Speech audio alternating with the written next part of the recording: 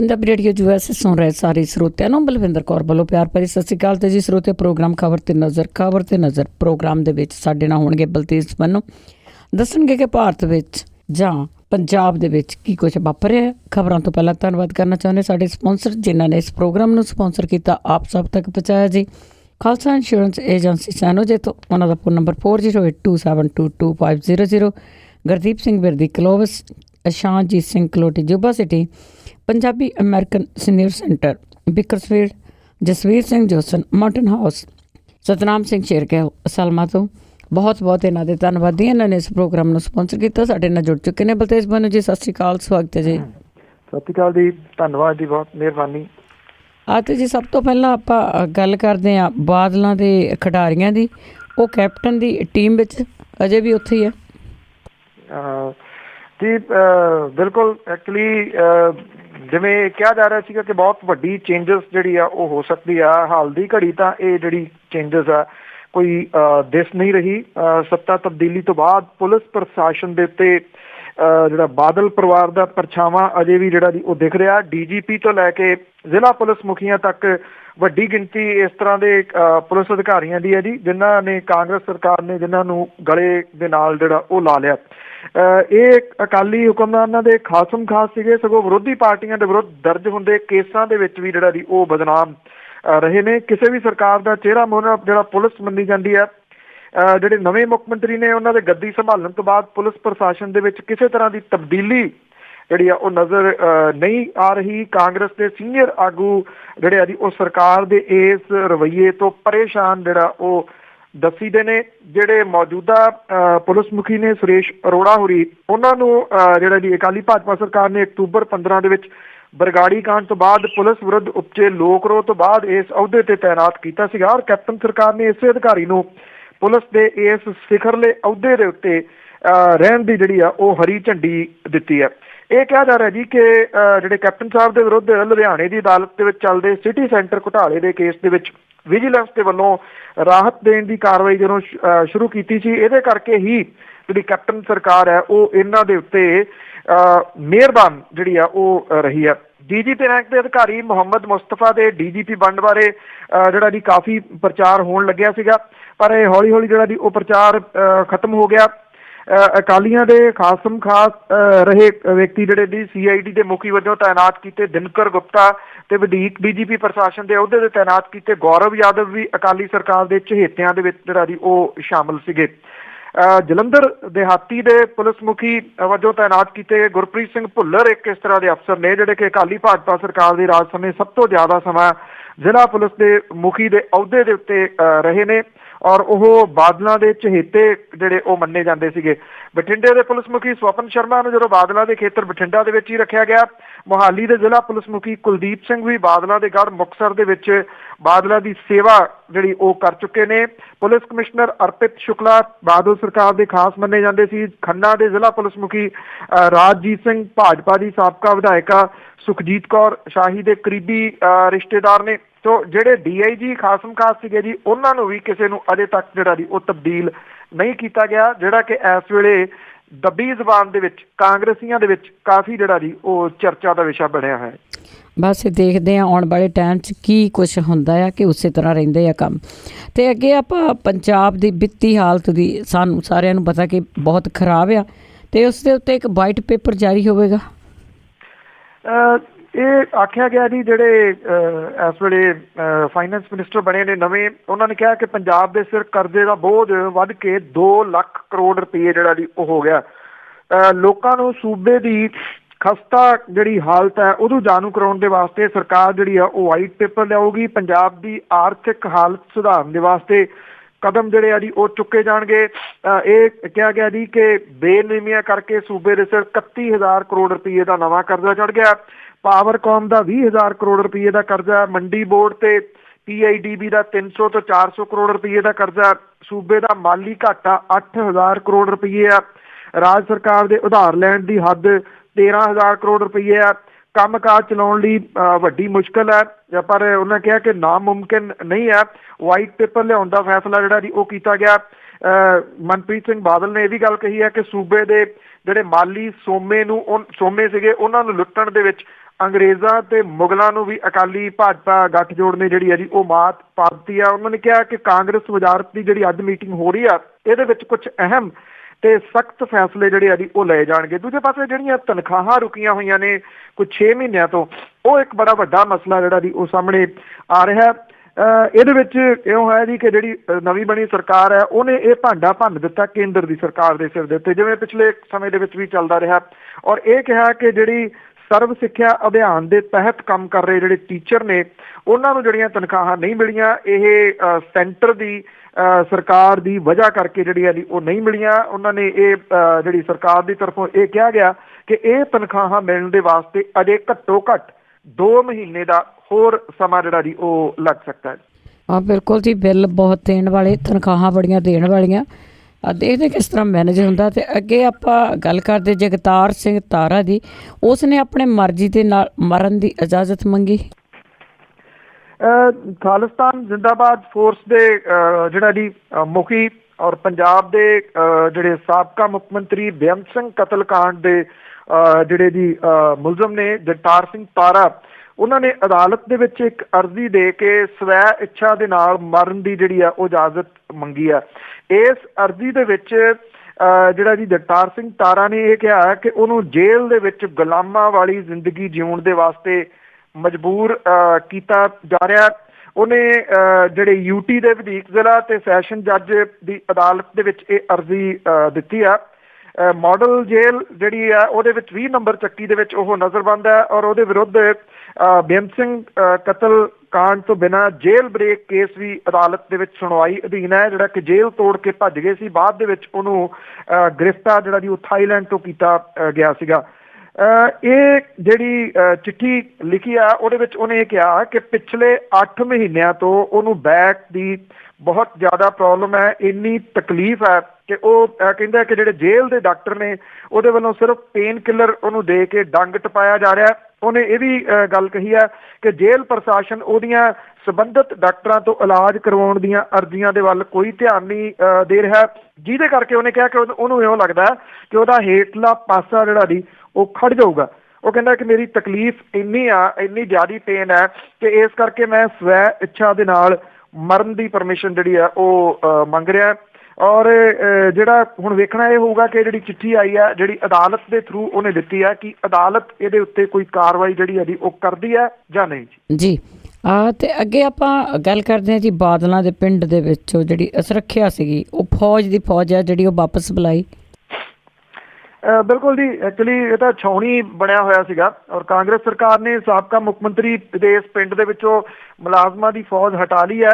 ਬਾਦਲ ਪਰਿਵਾਰ ਦੇ ਪੁਰਾਣੇ ਘਰ ਦੀ ਰਾਖੀ ਦੇ ਵਾਸਤੇ ਅਜੇ ਵੀ ਦਰਜਨ ਦੇ ਕਰੀਬ ਜਿਹੜੇ ਮੁਲਾਜ਼ਮ ਨੇ ਉਹ ਤਾਇਨਾਤ ਕੀਤੇ ਗਏ ਨੇ, ਜਦੋਂ ਕਿ ਪਰਿਵਾਰ ਦਾ ਉੱਥੇ ਕੋਈ ਮੈਂਬਰ ਰਹਿੰਦਾ ਹੀ ਨਹੀਂਗਾ। ਬਾਦਲ ਹੋਰਾਂ ਦੇ ਮਿੱਠੜੀ ਰੋਡ ਸਥਿਤ ਖੇਤਾਂ ਦੇ ਵਿੱਚੋਂ ਵੀ ਪੁਲਿਸ ਗਾਰਡ ਜਿਹੜੀ ਆ ਉਹ ਵਾਪਸ ਬੁਲਾ ਰਹੀ ਹੈ। ਬਾਦਲ ਦੇ ਵਿੱਚੋਂ 14 ਮਾਰਚ ਦੀ ਸ਼ਾਮ ਨੂੰ 92 ਪੁਲਿਸ ਮੁਲਾਜ਼ਮ ਜਿਹੜੇ ਉਹ ਵਾਪਸ ਬੁਲਾਏ ਗਏ ਆ, ਜਿਹੜੇ ਕਿ ਆਰਮਡ ਫੋਰਸ ਦੇ ਸੀਗੇ। ਜਲ ਘਰ ਦੇ ਵਿੱਚ ਜਿਹੜੀ ਬੈਠੀ ਗਾਰਡ ਸੀਗੀ ਉਹ ਵੀ ਹਟਾ ਦਿੱਤੀ ਗਈ ਆ। ਇਹਦੇ ਉੱਤੇ ਤਾਂ ਲਾਈ ਗਈ ਸੀਗੀ ਗਾਰਡ ਕਿ ਇਹ ਬਾਦਲ ਪਰਿਵਾਰ ਦੇ ਘਰ ਦੇ ਨੇੜੇ ਟੈਂਕੀ ਸੀਗੀ, ਔਰ ਇਹਦੇ ਉੱਤੇ ਕੁਝ ਬੇਰੁਜ਼ਗਾਰ ਜਿਹੜੇ ਇੱਕ ਵਾਰੀ ਚੜ੍ਹ ਗਏ ਸੀਗੇ।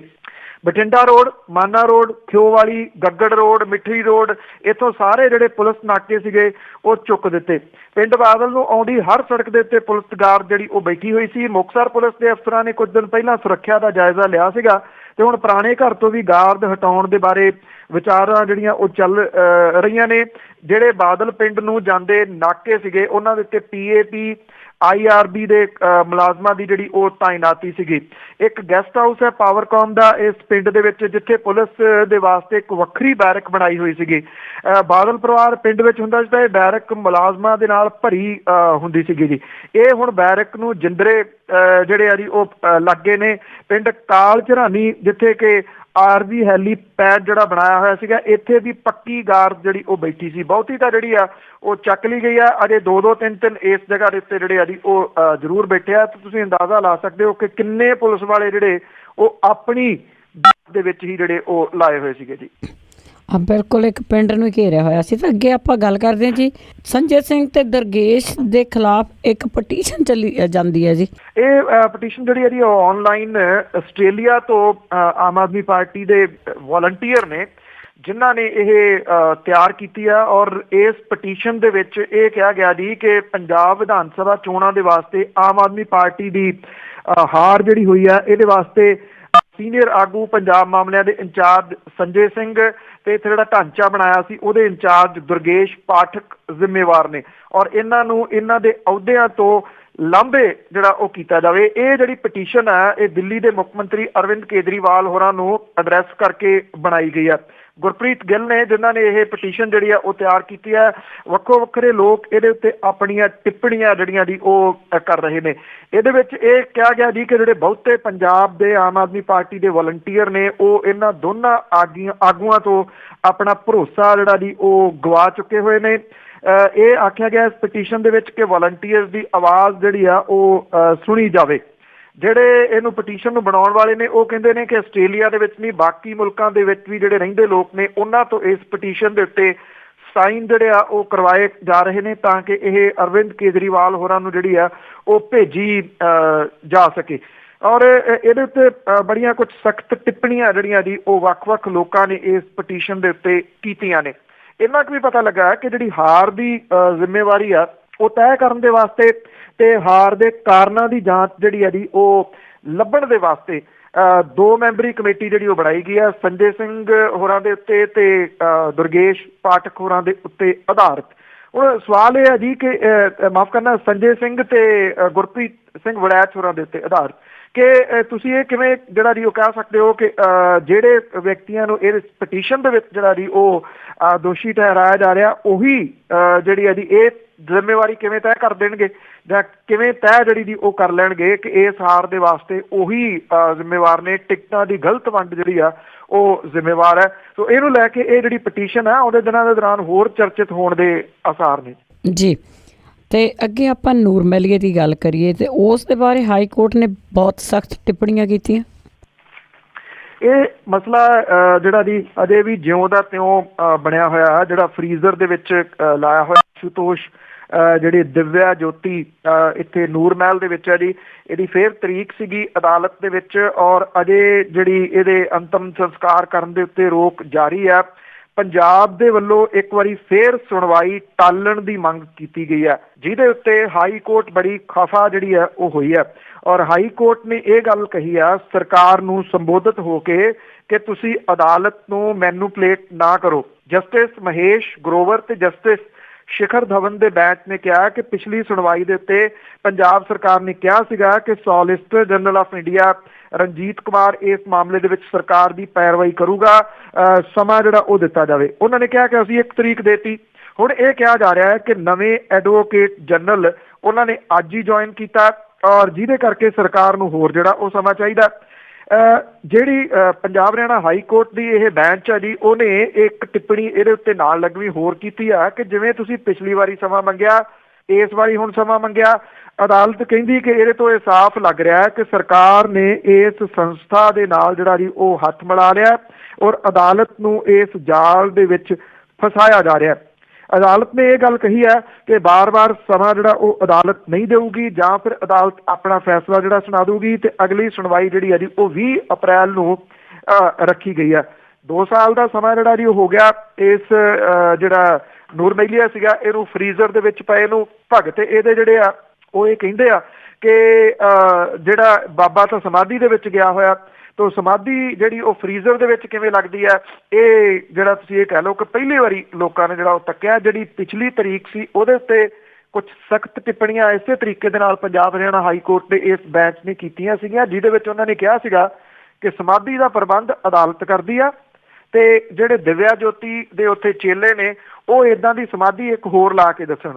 ਤੇ ਚੇਲਿਆਂ ਨੇ ਇਹਦੇ ਵਿੱਚ ਇਹ ਗੱਲ ਕਹੀ ਸੀ ਕਿ ਹਰ ਬੰਦਾ ਜਿਹੜਾ ਜੀ ਉਹ ਉਸ ਅਵਸਥਾ ਤੱਕ ਨਹੀਂ ਪਹੁੰਚ ਸਕਦਾ ਜਿਸ ਅਵਸਥਾ ਤੱਕ ਉਹਨਾਂ ਦਾ ਗੁਰੂ ਜਿਹੜਾ ਉਹ ਗਿਆ ਹੋਇਆ ਸੀਗਾ। ਇਹ ਆਪਣੇ ਆਪ ਦੇ ਵਿੱਚ ਇੱਕ ਨਿਵੇਕਲਾ ਕੇਸ ਜਿਹੜਾ ਦੀ ਉਹ ਕਿਹਾ ਜਾ ਸਕਦਾ ਕਿ ਇਸ ਤਰੀਕੇ ਦੇ ਨਾਲ ਇੰਨੇ ਸਮੇਂ ਤੋਂ ਇੱਕ ਬੰਦੇ ਨੂੰ ਸੰਭਾਲ ਕੇ ਰੱਖਿਆ ਹੈ। ਜੀ ਜੀ ਬਿਲਕੁਲ ਨਵੇਕਲਾ ਹੀ ਆ ਸਪੈਸ਼ਲੀ ਪੰਜਾਬ ਦੇ ਵਿੱਚ। ਤਾਂ ਅੱਗੇ ਆਪਾਂ ਗੱਲ ਕਰਦੇ ਹਾਂ ਕਿ ਸਟੇਟਸ ਸਿੰਬਲ ਵਾਸਤੇ ਲਈ ਹੋਈ ਸਿਕਿਉਰਿਟੀ ਵਾਪਸ ਕੀਤੀ। ਵਾਪਸ ਇਹ ਹੋਣ ਦੀ ਜਿਹੜੀ ਹੈ ਜੀ ਉਹ ਆਸ ਵਧੀ ਹੈ, ਕਿਉਂਕਿ ਤੁਸੀਂ ਹੈਰਾਨ ਹੋਵੋਗੇ ਕਿ 7000 ਪੁਲਿਸ ਵਾਲੇ ਜਿਹੜੇ ਆ ਜੀ ਉਹ ਵੱਖੋ ਵੱਖਰੇ ਲੋਕਾਂ ਦੀ ਸਿਕਿਉਰਿਟੀ ਦੇ ਵਿੱਚ ਲੱਗੇ ਹੋਏ ਨੇ। ਪਿਛਲੀ ਜਿਹੜੀ ਸਰਕਾਰ ਸੀ ਜੀ ਉਹਨੇ ਸਟੇਟਸ ਸਿੰਬਲ ਦੇ ਤੌਰ ਦੇ ਉੱਤੇ ਉਹਦੇ ਜਿਹੜੇ ਬੰਦੇ ਸੀ ਉਹਨਾਂ ਨੇ ਇਹ ਸਿਕਿਉਰਿਟੀ ਜਿਹੜੀ ਉਹ ਲਈ ਹੋਈ ਸੀਗੀ। ਜਿਹੜੇ ਹਲਕਾ ਇੰਚਾਰਜ ਲਾਏ ਹੋਏ ਸੀਗੇ, ਹਲਕਾ ਇੰਚਾਰਜ ਉਹਨਾਂ ਨੂੰ ਇਹ ਸਿਕਿਉਰਿਟੀ ਬਹੁਤ ਮਿਲੀ ਹੋਈ ਸੀ। ਇਹਨਾਂ ਸਾਰਿਆਂ ਦੇ ਉੱਤੇ ਜਿਹੜੀ ਹੈ ਜੀ ਇਹ ਤਲਵਾਰ ਹੁਣ ਚੱਲੂਗੀ। ਸਾਰੇ ਹਲਕਾ ਇੰਚਾਰਜ ਜਿਹੜੇ ਜੀ ਉਹਨਾਂ ਜਿਨ੍ਹਾਂ ਨੇ 8-8 10-10 ਸਿਕਿਉਰਿਟੀ ਵਾਲੇ ਇੱਕ ਹਲਕਾ ਇੰਚਾਰਜ ਜਿਹੜਾ ਉਹ ਲਈ ਫਿਰਦਾ ਸੀਗਾ, ਇਹ ਸਾਰੀ ਸਿਕਿਉਰਿਟੀ ਜਿਹੜੀ ਹੈ ਜੀ ਉਹ ਹਟੂਗੀ। ਜਿਹੜੇ ਇਹ ਦੱਸਿਆ ਗਿਆ ਕਿ ਪੁਲਿਸ ਦੇ ਵੱਲੋਂ ਇਹਦੇ ਸੰਬੰਧੀ ਬਕਾਇਦਾ ਤੌਰ ਦੇ ਉੱਤੇ ਸਾਰੀ ਤਿਆਰੀ ਜਿਹੜੀ ਆ ਉਹ ਕਰ ਲਈ ਗਈ ਆ। ਜਿਨ੍ਹਾਂ ਨੇ ਸਟੇਟਸ ਸਿੰਬਲ ਦੇ ਤੌਰ ਦੇ ਉੱਤੇ ਇਹ ਸਿਕਿਉਰਿਟੀ ਲਈ ਸੀਗੀ, ਕਮੇਟੀ ਬਣਾਈ ਗਈ ਸੀ। ਉਹਦੀ ਰਿਪੋਰਟ ਜਿਹੜੀ ਉਹ ਮਿਲਣ ਤੋਂ ਬਾਅਦ 7000 ਦੇ ਕਰੀਬ ਜਿਹੜੇ ਪੁਲਿਸ ਵਾਲੇ ਨੇ ਇਹਨਾਂ ਨੂੰ ਵਾਪਸ ਜਿਹੜਾ ਉਹ ਬੁਲਾਇਆ ਜਾ ਰਿਹਾ। ਜਿਹੜੇ ਪੁਲਿਸ ਵਾਲੇ ਸਿਕਿਉਰਿਟੀ ਦੇ ਵਿੱਚ ਵਾਪਸ ਬੁਲਾਇਆ ਜਾਊਗਾ ਜੀ ਉਹਨਾਂ ਨੂੰ ਵੱਖ-ਵੱਖ ਥਾਣਿਆਂ ਦੇ ਵਿੱਚ ਦੁਬਾਰਾ ਤਾਇਨਾਤ ਜਿਹੜਾ ਉਹ ਕੀਤਾ ਜਾਊਗਾ। ਇਹ ਵੀ ਕਿਹਾ ਗਿਆ ਜੀ ਕਿ ਪੁਲਿਸ ਦੇ ਵੱਲੋਂ ਹੁਣ ਇਹਦੇ ਸੰਬੰਧੀ ਇੱਕ ਪਾਲਿਸੀ ਜਿਹੜੀ ਆ ਉਹ ਬਣਾਈ ਜਾਊਗੀ, ਜਿਹਦੇ ਤਹਿਤ ਮੰਤਰੀ, ਵਿਧਾਇਕ, ਸਾਬਕਾ ਵਿਧਾਇਕ, ਅਫਸਰਾਂ ਦੀ ਸਿਕਿਉਰਿਟੀ ਜਿਹੜੀ ਆ ਇਹਨਾਂ ਨੂੰ ਮੁਹੱਈਆ ਕਰਵਾਈ ਜਾਊਗੀ। ਸੋ ਸਵਾਲ ਜਿਹੜਾ ਨਾ ਜੀ ਇਹ ਆ ਕਿ ਜਦੋਂ ਸਰਕਾਰ ਬਣਦੀ ਆ ਉਦੋਂ ਇਸ ਤਰ੍ਹਾਂ ਦੀਆਂ ਗੱਲਾਂ ਜਿਹੜੀਆਂ ਜੀ ਉਹ ਕੀਤੀਆਂ ਜਾਂਦੀਆਂ ਨੇ, ਪਰ ਪ੍ਰੋਬਲਮ ਇਹ ਆ ਕਿ ਜੇ ਇੱਕ ਕੋਲੋਂ ਵਾਪਸ ਲਓਗੇ ਤਾਂ ਦੂਜੇ ਜਿਹੜੇ ਨੇ ਜੀ ਉਹਨਾਂ ਨੂੰ ਜੇ ਦੇ ਦੇਣੀ ਆ ਫਿਰ ਤਾਂ ਕਮੇਟੀ ਦੀਆਂ ਰਿਪੋਰਟਾਂ ਤੇ ਇਹਦੇ ਉੱਤੇ ਲਾਏ ਜਾਣ ਵਾਲੇ ਜਿਹੜੇ ਫੈਸਲੇ ਨੇ ਉਹ ਮਹਿਜ਼ ਇੱਕ ਤੁਸੀਂ ਕਹਿ ਲਓ ਕਿ ਖਾਨਾ ਪੂਰਤੀ ਹੀ ਬਣ ਜਾਂਦੇ ਨੇ, ਇਹਦੇ ਤੋਂ ਹੋਰ ਜ਼ਿਆਦਾ ਕੁਝ ਨਹੀਂ ਜੀ। ਬਿਲਕੁਲ ਬਿਲਕੁਲ। ਤੇ ਅੱਗੇ ਆਪਾਂ ਗੱਲ ਕਰਦੇ ਹਾਂ ਕਿ ਰਾਜਪਾਲ ਦੀ ਭੂਮਿਕਾ ਨੂੰ ਲੈ ਕੇ ਬੜਾ ਹੰਗਾਮਾ ਹੋ ਰਿਹਾ। ਐਕਚੁਅਲੀ ਜੀ ਜਿਹੜੇ ਗੋਆ ਦੇ ਰਾਜਪਾਲ ਦੀ ਭੂਮਿਕਾ ਇਹਦੇ ਖਿਲਾਫ ਕਾਂਗਰਸ ਨੇ ਰਾਜ ਸਭਾ ਦੇ ਵਿੱਚ ਕਾਫੀ ਰੌਲਾ ਰੱਪਾ ਪਾਇਆ। ਕਾਰਵਾਈ ਜਿਹੜੀ ਸੀ ਰਾਜ ਸਭਾ ਦੀ ਮੁਲਤਵੀ ਕਰਨੀ ਪਈ।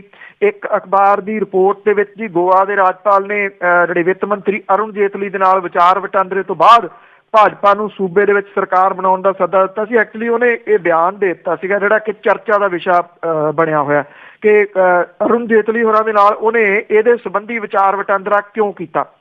ਮੈਂ ਦੱਸਦਾ ਕਿ ਜਿਹੜੇ ਗੋਆ ਦੇ ਵਿੱਚ ਜਿਹੜੀਆਂ ਚੋਣਾਂ ਹੋ ਕੇ ਹਟੀਆਂ ਨੇ 40 ਮੈਂਬਰੀ ਵਿਧਾਨ ਸਭਾ ਦੇ ਵਿੱਚ, ਇਹਦੇ 'ਚ 17 ਸੀਟਾਂ ਆਈਆਂ ਸੀਗੀਆਂ ਕਾਂਗਰਸ ਨੂੰ, 13 ਆਈਆਂ ਸੀ ਭਾਰਤੀ ਜਨਤਾ ਪਾਰਟੀ ਨੂੰ। ਕਾਂਗਰਸ ਵਾਲੇ ਜਿਹੜੇ ਜੀ ਉਹ ਨਹੀਂ ਗਏ ਰਾਜਪਾਲ ਨੂੰ ਮਿਲਣ, 13 ਵਾਲੇ ਚਲੇ ਗਏ। ਉਹਨਾਂ ਨੇ ਜਿਹੜਾ ਸੀਗਾ ਇਹ ਕਰਕੇ ਗੱਠਜੋੜ ਜਾਂ ਖਰੀਦੋ ਫਰੋਖਤ ਜਿਹੜੀ ਸੀ ਉਹ ਕਰਕੇ ਤੇ ਉੱਥੇ ਸਰਕਾਰ ਬਣਾ ਲਈ ਤੇ ਮਨੋਹਰ ਪਰਿਕਰ ਜਿਹੜੇ ਭਾਰਤ ਦੇ ਰੱਖਿਆ ਮੰਤਰੀ ਸਨ ਉਹਨਾਂ ਨੂੰ ਲਿਜਾ ਉੱਥੇ ਮੁੱਖ ਮੰਤਰੀ ਲਾਇਆ। ਹੱਥ ਮਲਦੀ ਰਹਿ ਗਈ ਕਾਂਗਰਸ ਦੇ ਵਿਚਾਲੇ ਇਸ ਗੱਲ ਨੂੰ ਲੈ ਕੇ ਆਪਸ ਦੇ ਵਿੱਚ ਵੀ ਕਾਫੀ ਤਕਰਾਰ ਜਿਹੜਾ ਉਹ ਚੱਲ ਰਿਹਾ। ਦਿਗਵਿਜੇ ਸਿੰਘ ਜਿਹੜੇ ਨੇ ਉਹ ਨਿਸ਼ਾਨੇ ਦੇ ਉੱਤੇ ਨੇ ਕਿਉਂਕਿ ਉਹ ਇੰਚਾਰਜ ਸਨ ਗੋਆ ਦੇ। ਹੁਣ ਦਿਗਵਿਜੇ ਸਿੰਘ ਉਹਨਾਂ ਨੇ ਇਹ ਗੱਲ ਕਹੀ ਆ ਕਿ ਚੋਣਾਂ ਤੋਂ ਪਹਿਲਾਂ ਉਹਨਾਂ ਨੇ ਗੋਆ ਫਾਰਵਰਡ ਦੇ ਨਾਲ ਗੱਠਜੋੜ ਬਾਰੇ ਪ੍ਰਸਤਾਵ ਪਾਰਟੀ ਦੇ ਆਗੂਆਂ ਨੂੰ ਦਿੱਤਾ ਸੀਗਾ, ਪਰ ਉਹ ਪਾਰਟੀ ਦੇ ਆਗੂਆਂ ਨੇ ਇਹਨੂੰ ਸਾਬੋਤਾਜ ਜਿਹੜਾ ਜੀ ਉਹ ਕਰ ਦਿੱਤਾ। ਉਹ ਕਹਿੰਦੇ ਜੇ ਗੋਆ ਫਾਰਵਰਡ ਦੇ ਨਾਲ ਗੱਠਜੋੜ ਹੋ ਜਾਂਦਾ ਤਾਂ ਕਾਂਗਰਸ ਨੂੰ ਇੱਥੇ ਬਹੁਮਤ ਮਿਲ ਜਾਣਾ ਸੀਗਾ। ਔਰ ਉਹਨਾਂ ਨੇ ਕਿਹਾ ਕਿ ਉਹਨਾਂ ਨੂੰ ਸਾਜ਼ਿਸ਼ ਦੇ ਤਹਿਤ ਖਲਨਾਇਕ ਬਣਾਉਣ ਦੀ ਕੋਸ਼ਿਸ਼ ਜਿਹੜੀ ਆ ਉਹ ਕੀਤੀ ਜਾ ਰਹੀ ਆ। ਕਾਂਗਰਸ ਜਿਹੜੀ ਆ ਜੀ ਉਹ ਹੱਥ ਮਲਦੀ ਰਹਿ ਗਈ 17 ਸੀਟਾਂ ਜਿੱਤਣ ਦੇ ਬਾਵਜੂਦ, ਤੇ ਹੁਣ ਇੱਕ ਦੂਜੇ ਦੇ ਉੱਤੇ ਇਲਜ਼ਾਮ ਜਿਹੜੇ ਆ ਜੀ ਉਹ ਲੱਗ ਰਹੇ ਆ। ਸ਼ਾਇਦ ਇੱਧਰੋਂ ਕਾਂਗਰਸ ਦੇ ਆਗੂਆਂ ਦਾ ਧਿਆਨ ਜਿਹੜਾ ਉਹ ਡਾਈਵਰਟ ਕਰਨ ਦੇ ਵਾਸਤੇ ਹੀ ਉਹਨੇ ਰਾਜ ਸਭਾ ਦੇ ਵਿੱਚ ਜਿਹੜਾ ਉਹ ਕਾਫੀ ਰੌਲਾ ਰੱਪਾ ਪਾਇਆ, ਜਿਹਦੇ ਕਰਕੇ ਉੱਥੇ ਕਾਰਵਾਈ ਮੁਲਤਵੀ ਕਰਨੀ ਪਈ ਜੀ। ਅਖੀਰ ਵਿੱਚ ਆਜਨਾਮਾ ਕਿ ਉੱਤਰੀ ਕੋਰੀਆ ਨੇ ਦਿੱਤਾ ਫੇਰ ਦਬਕਾ, ਆ ਗਿਆ ਜੋਸ਼ ਦੇ ਵਿੱਚ ਜਪਾਨ ਬੇਲੀ।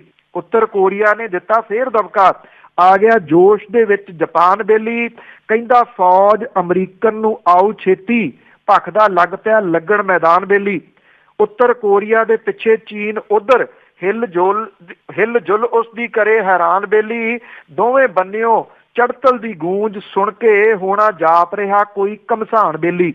ਤੋੜੀ ਪੁੱਤਨ ਨੇ ਅਜੇ ਵੀ ਚੁੱਪ ਹੈ ਨਹੀਂ, ਉਸ ਨੂੰ ਰਿਹਾ ਸੰਸਾਰ ਸਭ ਤੱਕ ਬੇਲੀ। ਤੋੜੀ ਪੁੱਤਨ ਨੇ ਅਜੇ ਵੀ ਚੁੱਪ ਹੈ ਨਹੀਂ, ਉਸ ਨੂੰ ਰਿਹਾ ਸੰਸਾਰ ਸਭ ਤੱਕ ਬੇਲੀ। ਦੋਵਾਂ ਧਿਰਾਂ ਦੇ ਆਏ ਵਿਚਕਾਰ ਜੇਕਰ ਸਕਦਾ ਉਹੀ ਘਮਸਾਨ ਨੂੰ ਡੱਕ ਬੇਲੀ। ਥੈਂਕ ਯੂ ਜੀ, ਬਹੁਤ ਬਹੁਤ ਧੰਨਵਾਦ ਜੀ। ਮਿਹਰਬਾਨੀ ਜੀ, ਧੰਨਵਾਦ ਜੀ ਸਰ। ਸਤਿ ਸ਼੍ਰੀ ਅਕਾਲ ਜੀ।